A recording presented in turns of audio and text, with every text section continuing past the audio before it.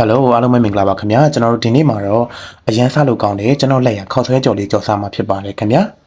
ခေါက်ဆွဲကြော်ဖို့အတွက်အရင်ဦးဆုံးလိုအပ်တာတော့ coffee လေးပဲဖြစ်ပါတယ်ခင်ဗျာဒီ coffee လေးကိုကျွန်တော်ကြော်ရပါမယ်အရင်ဦးဆုံးရေဆေးလိထားပြီးရင်ကြက်သွန်ဖြူလေးနဲ့ကြော်ပါမယ်ကြက်သွန်နေတော့မတုံးတော့ဘူးပေါ့နော်ကြက်သွန်ဖြူလေးကိုကျွန်တော်အရင်ဦးဆုံးစီတက်ရပါမယ်ခင်ဗျာ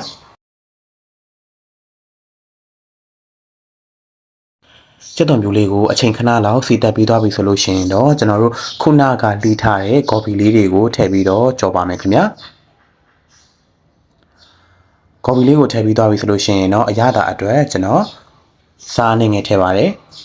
အချုံမုတ်အနေငယ်ထည့်ပါတယ်ခင်ဗျာစားအချုံမုတ်ထည့်ပြီးသွားရင်တော့ကျွန်တော်တို့ coffee လေးကိုအနေငယ်မှွေပေးပါမယ်ခင်ဗျာဒါပြီးရင်တော့နောက်ထပ်ကျွန်တော်တို့ခယူးစီလေးအနေငယ်ကိုလည်းကျွန်တော်တို့ coffee ကြော်လေးကိုထည့်ပါမယ်ခင်ဗျာ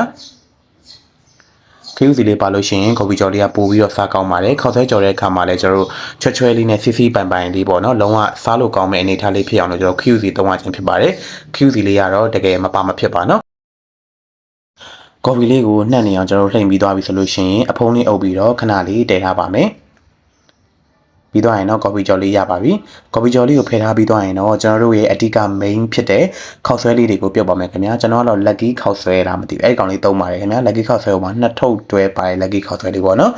အဲ့ဒီကောင်လေးကိုကျွန်တော်ရေထဲမှာထည့်ပြုတ်ထားပါမယ်ခင်ဗျာခောက်ဆွဲလေးအိလာတဲ့အထိပြုတ်အောင်ပါမယ်ခဏလေးတော့အဖုံးလေးကျွန်တော်အုပ်ထားပါတယ်ခင်ဗျာ okay အချိန်10မိနစ်15မိနစ်လောက်ရောက်မယ်ထင်တယ်အဲ့လောက်ဆိုလို့ရှိရင်တော့ကျွန်တော်တို့ခေါက်ဆွဲလေးတွေကအိလောက်ပြီးဆိုတဲ့အနေထားရောက်ရင်ခေါက်ဆွဲလေးဆယ်ထားပါမယ်ဆယ်ထားပြီးတော့ကျွန်တော်တို့ကြက်ဥလေးကို